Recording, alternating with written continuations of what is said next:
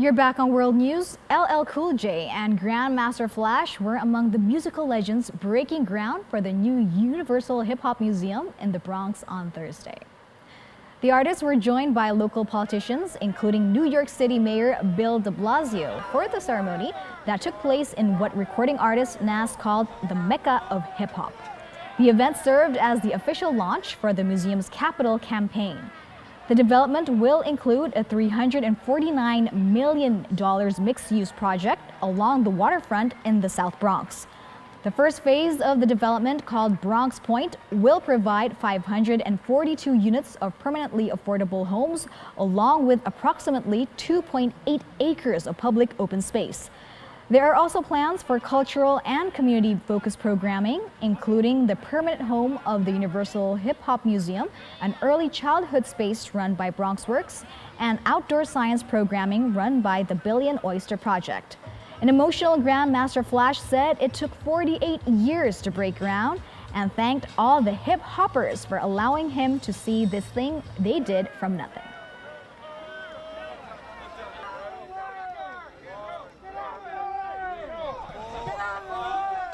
A new exhibition exploring the cultural impact of Alice in Wonderland opens in London this Saturday, May 22, 2021. The multimedia dive into the origins and inspiration of Lewis Carroll's tales comes alongside a reopening of the Victoria and Albert Museum after England's latest pandemic lockdown. The exhibition includes more than 300 objects charting Alice's influence on the world since Alice's Adventures in Wonderland was published in 1865. Alice imagery has been used to sell a variety of products, and the stories have also been an inspiration to artists who have drawn on the surreal characters and scenarios of Alice and what she faces. Fashion has also reflected the distinctive Alice style. From Vivienne Westwood to Victor and Rolf, high-end designers have given a modern twist to Alice's classic blue dress. The exhibition covers 5 areas where Alice has had an impact: film, performance, fashion, art, music, and photography. These were made with the help of set designers, many of whom had not been able to work in their usual theatrical jobs due to the coronavirus lockdowns. There is a virtual reality spot where visitors can also immerse themselves further into Alice's world.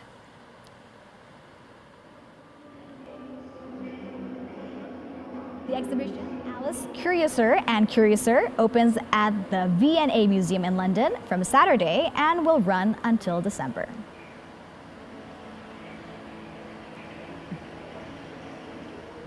A U.S. Space Force defense was launched into space. Plus, China made it to Mars, and a satellite made of wood is scheduled for launch later this year.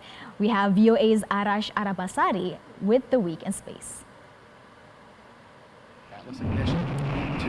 Aboard this rocket sits a defense satellite for the U.S. Space Force.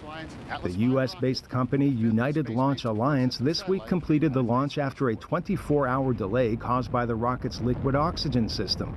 The satellite is part of the Space-Based Infrared Geosynchronous Satellite Mission, or SeaBirds, to serve as an early warning system for missile attacks. The latest launch is the 5th satellite to join the mission. Also this week, NASA launched the Black Brant 12 suborbital rocket. NASA says the mission looks to help scientists learn more about energy and momentum in regions of space that are magnetically connected. Part of that mission is releasing barium vapor into the sky. The agency says the vapor is harmless to the environment and public health. NASA released this still image of the launch, and the next one is scheduled for May 26th. And China this week released these images of a Chinese rover landing on Mars. The mission is one of exploration, and the rover's name is Zhurong, after a Chinese god of fire. China joins the United States and the former Soviet Union as the only countries to have landed on Mars, with the U.S. being the only country to successfully do so more than once. Back on Earth, private spaceflight company SpaceX completed its 15th mission this year aboard a Falcon 9 rocket. It launched another 52 satellites as part of its Starlink global broadband network.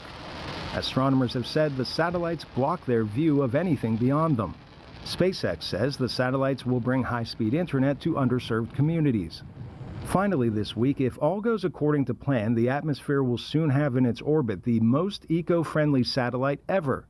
Designers built the WISA Woodsat from plywood and resin to see how it could withstand space.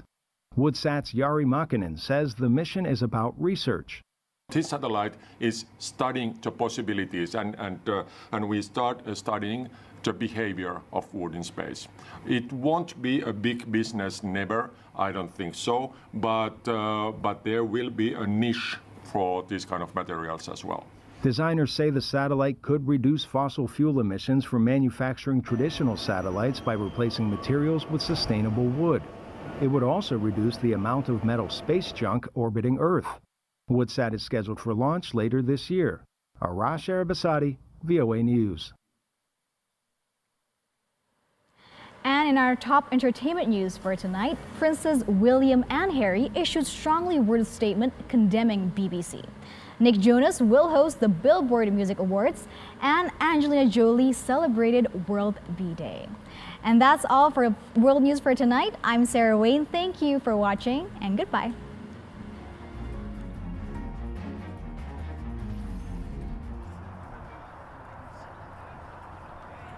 Prince William and his brother Prince Harry on Thursday issued strongly worded statements criticizing the BBC and British media for unethical practices after an investigation concluded that one of the broadcaster's journalists used deceitful behavior to secure Princess Diana's most explosive TV interview in 1995. The circumstances surrounding the interview from more than 20 years ago came under scrutiny after Diana's brother, Charles Spencer, made renewed complaints that journalist Martin Bashir used false documents and other dishonest tactics to persuade Diana to agree to the interview. In his statement, William said the BBC's failures contributed to the deterioration of his parents' marriage and worsened Diana's feelings of paranoia. Harry, meanwhile, said the issue was bigger than just the BBC and that, quote, the ripple effect of a culture of exploitation and unethical practices ultimately took her life. Whoa. In the interview, a major scoop for Bashir, Diana famously said that, quote, there were 3 of us in this marriage, referring to Prince Charles' relationship with Camilla Parker Bowles. Her candid account of her failing marriage with Charles was watched by millions of people and sent shockwaves through the monarchy.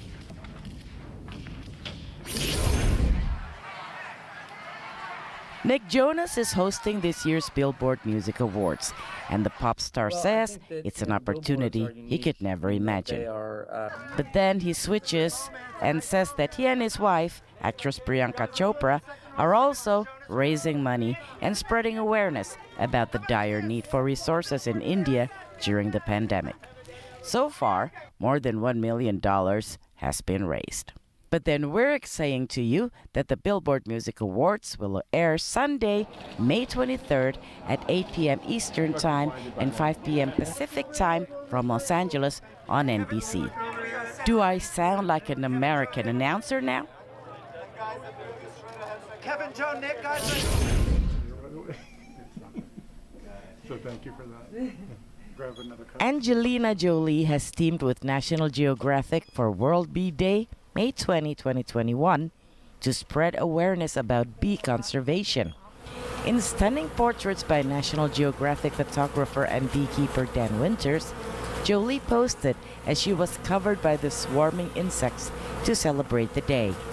Jolie was interviewed by National Geographic Senior Executive Editor Indira Lakshmanan to discuss the importance of bee conservation and why beekeeping is vital to sustainable agriculture, environmental health, and food security.